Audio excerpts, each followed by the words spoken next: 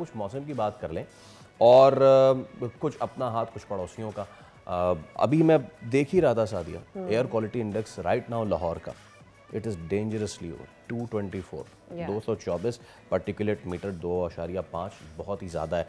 इसकी जिम्मेदारी है भले से भारत में दिवाली के दौरान पटाखे आतिशबाजी उसके बायस जो फ़िज़ाई आलूदगी ख़तरनाक सतह पर पहुँची है, सरहद पार हवाओं के ज़रिए पाकिस्तान पर मनफी असर डाल रही है। उससे ज़्यादा लाहौर, फैसलाबाद, गुजरावाला तक जो फ़िज़ाई आलूदगी शदीद मुतासर हुई है, जो वहाँ की रियासतों में फसलों की बाक़ियात जलाने से वो ज़्यादा बढ़ रही है। तो एयर क्वालिटी इंडेक्स जो है वो ख़राब से ख़राबतर होता जा रहा है। कल तो 304 रिकॉर्ड किया गया है और लाहौर इस तरह पाकिस्तान का आलूदा तरीन शहर बन गया और पाकिस्तान दुनिया का आलूदा तरीन मुल्क बन गया है। तो हमारे नुमाइंदे अफजाल अब्बासी हमारे साथ मौजूद हैं। पहले तो उनसे हम अपडेट लेते हैं। अफजाल बताइए, लाहौर में आज सुबह क्या सूरत हाल है? जी बिल्कुल, लाहौर शहर जो है वो फ़िज़ाई आलूदगी की लपेट में है और आलूदा तरीन शहरों में लाहौर का आज भी दूसरा नंबर है और एयर क्वालिटी इंडेक्स जो लाहौर का है वो 237 है। अगर लाहौर के दीगर इलाकों की बात की जाए तो सबसे ज़्यादा जो एयर क्वालिटी इंडेक्स देखा जा रहा है वो एयरपोर्ट के इलाके में 282 है। कैंट के इलाकों में जो है वो 278 एयर क्वालिटी इंडेक्स जो है वो बताया जा रहा है।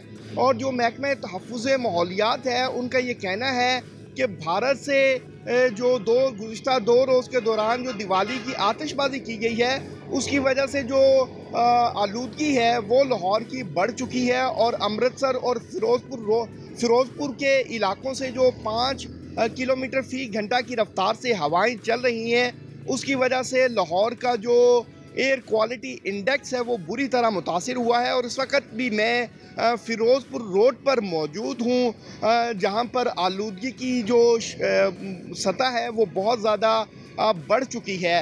इसके साथ साथ अगर जो लाहौर के दिगर इदारे हैं जिनमें LDA, वासा और PHA है उनकी जानिब से जो है वो छिड़काव किया है पानी का ताकि जो आलूदगी है वो कम की जा सके। लेकिन जो आलूदगी की वजह से इस पर आपसे दोबारा भी बात करेंगे एंड जानते रहें कि बिकॉज ये एक ऑन गोइंग इशू है and we need to really resolve it. कल हमने स्मोक गन्स की बात की थी और अब आगे हमें इस चीज़ पे फोकस करना चाहिए कि उनके इंट्रोडक्शन से कितनी बेहतरी आई है, लेकिन क्या वो एक वाहिद हल है? हमने पिछले साल देखा था कि वो टार्स, स्मोक टार्स भी लगाए गए थे।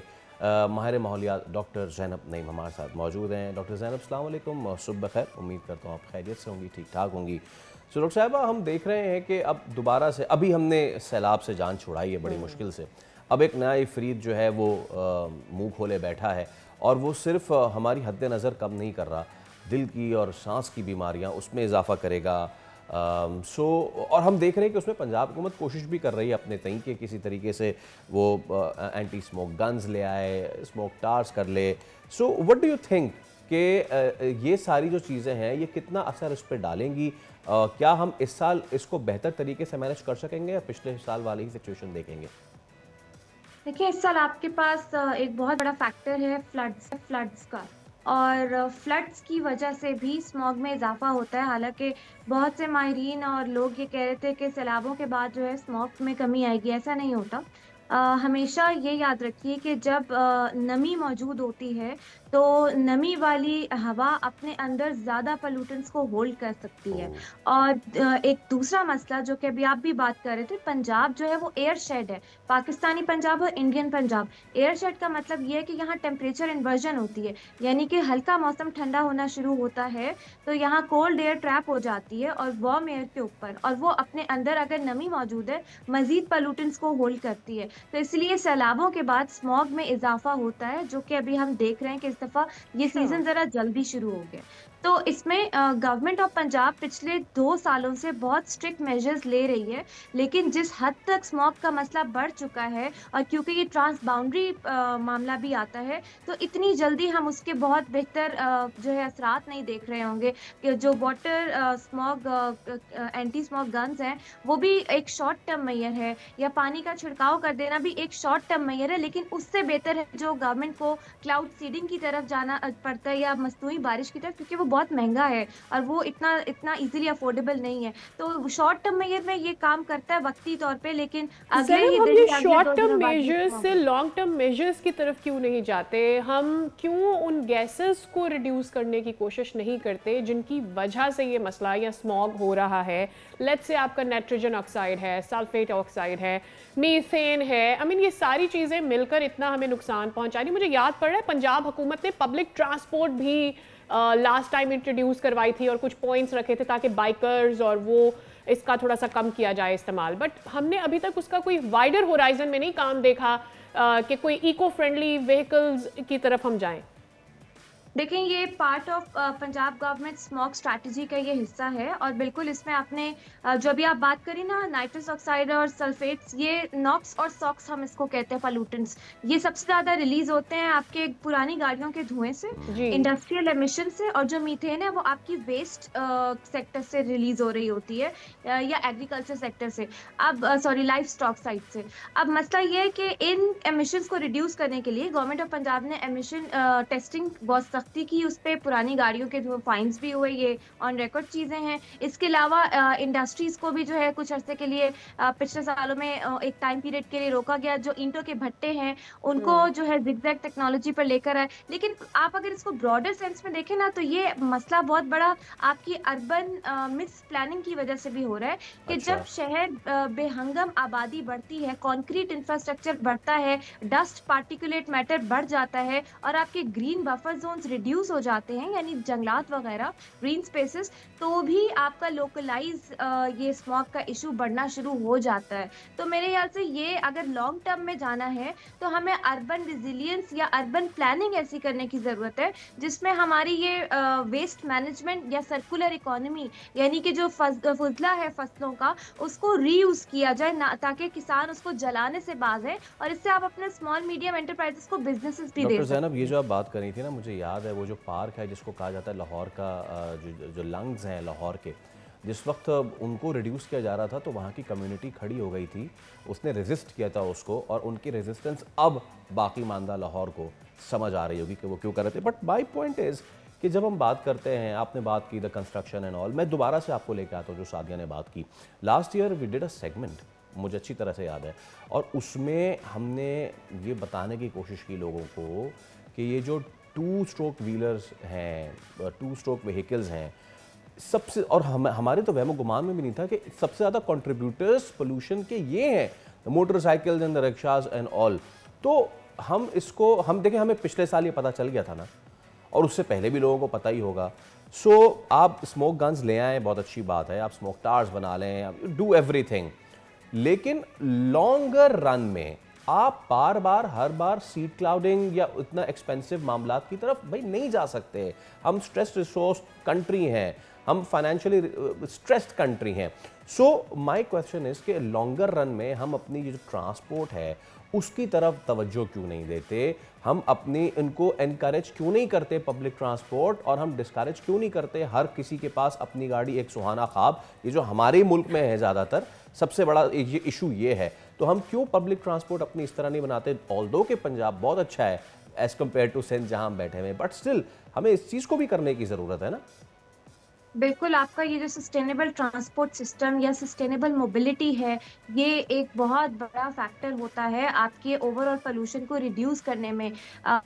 इलेक्ट्रिक बसेस या इलेक्ट्रिक व्हीकल्स या साइकिलिंग लेन्स और इन चीज़ों को प्रमोट करना। देखिए, आपके जो डेवलप्ड ममालिक हैं वहाँ पे साइकिलर्स के लिए सेपरेट लेन होती है, वहाँ पे पब्लिक ट्रांसपोर्ट को इनकरेज करने के लिए आपके ये बाकी प्राइवेट सेक्टर की जो गाड़ियाँ हैं या ट्रांसपोर्टेशन है उसकी कॉस्ट बढ़ा दी जाती है ताकि लोगों का रुझान उस तरफ बढ़े। बल्कि इस चीज़ को बहुत ज़्यादा बुरा समझा जाता है, पार्किंग फीस बढ़ा दी जाती है ताकि लोग डिस्करेज रहें और पब्लिक ट्रांसपोर्टेशन ट्रांसपोर्टेशन को यूज़ करें।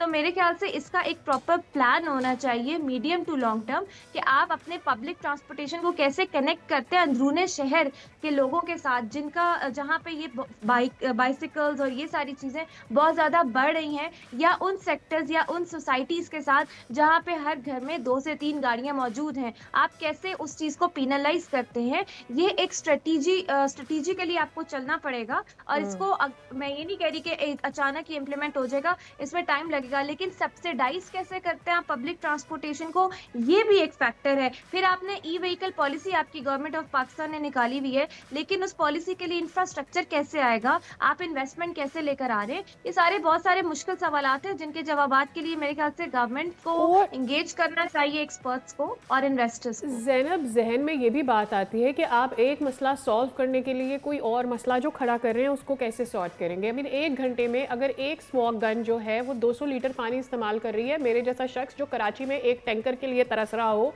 जिसको पता है कि आपके मुल्क में पानी के कितने मसाइल हैं, आई मीन 1 घंटे में अगर 200 लीटर इस्तेमाल हो रहा है, that is one huge water tanker.